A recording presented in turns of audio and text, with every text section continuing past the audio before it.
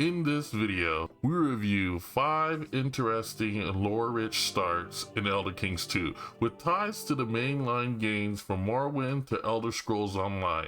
In fact, many of these starts are with or related to characters you'd encounter in Elder Scrolls Online.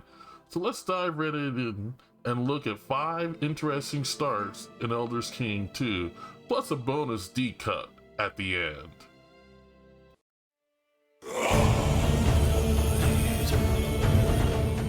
Our first interesting start is Lord Harkon, the only character without deep ties to Elder Scrolls Online, which takes place about a century and a half after in 582 of the Second Era during the Age of the Interregnum. Lord Harkon of House Volkihar, a vampire lord ruling from a small set of islands off the northern coast of Skyrim, is recognizable from the DLC Dawnguard as a primary mentor and potential antagonist. This incarnation of Harkon is far younger than the one met in the DLC and before the disappearance of his daughter, Serena, who is his heir, and in-game.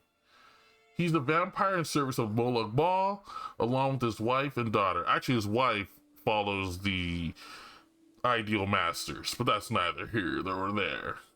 Thus, he's immortal and the start and has the trait. So he's immortal at the start, the same meant.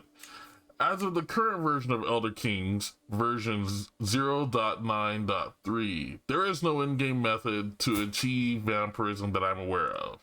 There is a sub-mod that allows you to confer it, and it's linked below in the description. I should caution, this is a difficult start with a large, unfriendly realm to your south, so be prepared for a tough early game.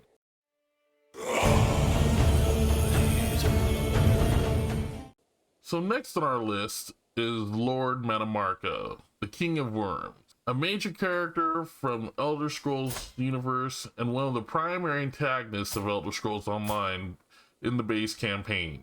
Mannimarco is one of the more powerful mages in the game and also has the Necromancer trait, making him a great start if you want to go heavy into the arcane side of Elder Kings 2, but also a difficult start with only one county and surrounded by stronger though not insurmountable enemies. Mannimarco also starts with the nemesis, Vanus Galarian, who at the game start is wandering. Mannimarco has children and a wife, but they all die off pretty quickly as they don't seem to have access to the magic that keeps him alive. This is a great run for establishing a necromantic realm under a powerful arcane lord, and well positioned to evil challenge the Ruby Throne directly. And his name is John C. And the next one on our list is, well, the subscribe button. But really, please subscribe. It helps out the channel and most viewers are not subscribed, so help an end while out and subscribe and hit the bell for notifications. Thanks in advance.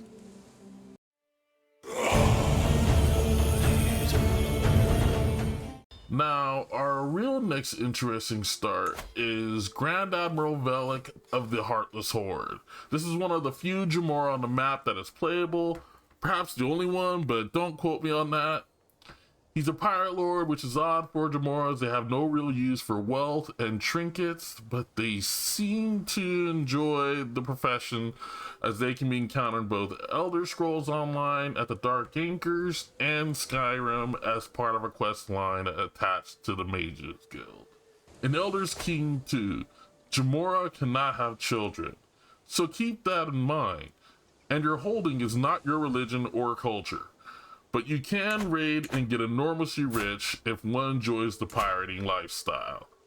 Also, pirate realms have different rules from tribal and autocratic realms, which might also add to the fun of playing an immortal demon pirate king.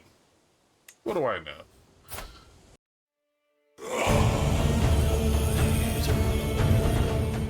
Next on our list is Viscount Humilio of Cheydinhal, an important lore character in the midst of the political machinations affecting Cyrodiil during this era, but also a member of House Tharn. If you're familiar with Elder Scrolls Online, then you know House Tharn, and the heir of the Viscount is Admiral, a powerful wizard who will play an important role in the events of Elder Scrolls Online. The Viscount is in a relatively strong position with a decent amount of territory and a strong heir that is probably one of the stronger starts on this list, but still probably challenging.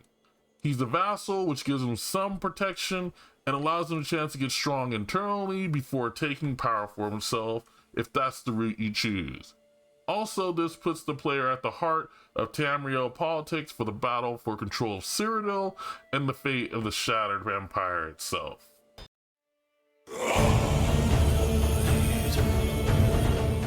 Last on our list is Muthsera Divayth of Zephyr Bell, more commonly known as Divayth, a powerful immortal Dunmer wizard. Again, a major character in Morrowind, Skyrim, and Elder Scrolls Online, this immortal Dunmer is another powerful mage with a rather close family.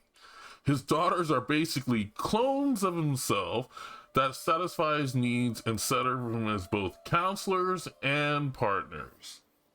He starts as a vassal in House Silvani and controls a single province, but has the potential to be a powerful player in the politics of his house and the region.